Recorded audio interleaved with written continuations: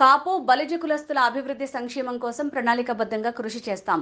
రానున్న ఎన్నికల్లో కూటమి గెలుపు కోసం అన్ని చోట్ల సమైక్యంగా మా ఎగ్జిక్యూటివ్ కమిటీ పనిచేస్తుంది. పిఠాపురంలో పవన్ కళ్యాణ్ గెలుపు కోసం కాపు బలిజ కులస్తులు అన్ని విధాలా కృషి చేయాలి. బీజేపీకి ఆర్ఎస్ఎస్ ఎలాగో జనసేన పార్టీకి కాపు బలిజ సంక్షేమ సంఘం అలా పనిచేయాలి. వచ్చే ప్రభుత్వంలో పవన్ కళ్యాణ్ ముఖ్యమైన స్థానంలో భాగస్వామ్యం కావాలని మా సేన ఆశిస్తోంది. రాష్ట్రంలో 25% ఉన్న కాపులకు బీసీలతో సమానంగా అన్ని సంక్షేమ పథకాలు అందించాలని తీర్మానం అని హరిరామ జోగయ్య అన్నారు.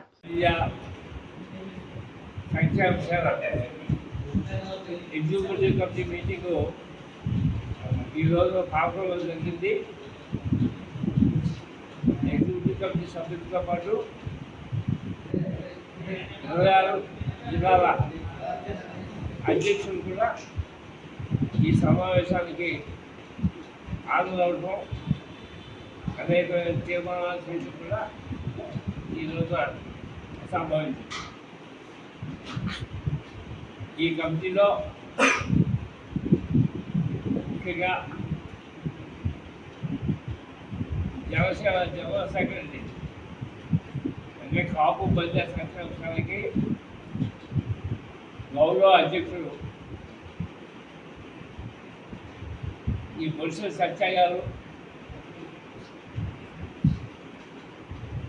తులసి రామచంద్ర ప్రభు గారు, మరొక పెద్ద ఆయన మూర్తి గారు, రామచ్ బాబులు గారు,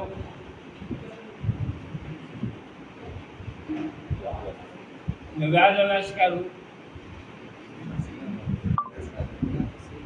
యాదవ్యాస్ గారు కాదు, డాక్టర్ శ్రీనాథ్ గారు,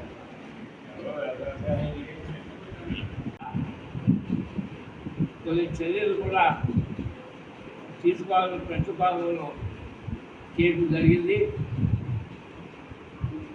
కుట్టు మిషన్లో ట్రైనింగ్ ఇప్పించడం, పేదలు కాపుల్లో ఉండేటువంటి పేద మహిళలకి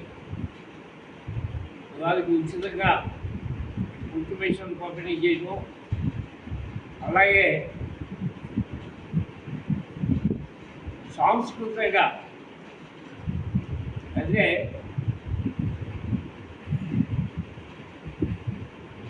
ఈ రోజుల్లో ఫిల్మ్ ఇండస్ట్రీ కూడా ఒక పెద్ద ఇండస్ట్రీ అయిపోయింది. ఫిల్మ్ ఇండస్ట్రీలో అనేక మంది అనేక రకాలుగా అభివృద్ధి చెందడానికి, ఆర్థికంగా బాగుపడటానికి అనేక అవకాశాలు ఈ రోజుల్లో ఉన్నాయి. యాక్టింగ్ అనేది, లేకపోతే ఫోటోగ్రఫీ అనేది,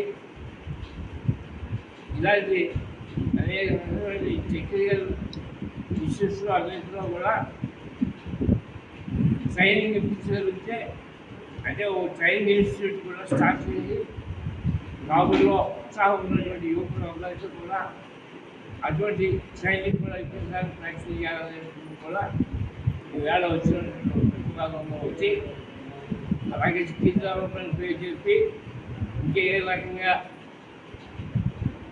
కాపుల్లో ఉన్న పేదవాళ్ళందరికీ కూడా అవకాశాలు ఇవ్వడానికి అవకాశాలు ఉన్నాయో అవన్నీ కూడా ముందు ప్రతి నియోజకవర్గంలోనూ ప్రతి జిల్లాలోనూ కూడా ఇంప్లిమెంట్ చేయాలనేటువంటి కూడా ఇవాళ తీసుకోవాలనే నిర్ణయం. ఇది అన్ని ఈ సేవా కార్యక్రమాలన్నింటినీ కూడా నడుపుతూ ఈ కాపు సంక్షేమ ఈవేళ ప్రభుత్వం నుంచి రాబట్టాల్సినటువంటి అనేకమైనటువంటి సంక్షేమ కార్యక్రమాలు ఉన్నాయి. ఈ మధ్యకాలంలో అంటే ఈ సంక్షేమ సంఘంలో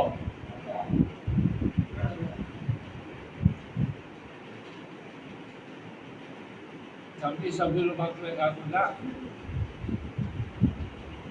గౌరవ సలహాదారులు కూడా ఉన్నారు. దీంట్లో అందరితో కలిపి సుమారు 60 మందితో సమావేశం జరిగింది. ఈ సమావేశంలో ముఖ్యంగా కాపు సంక్షేమ సేన ముందు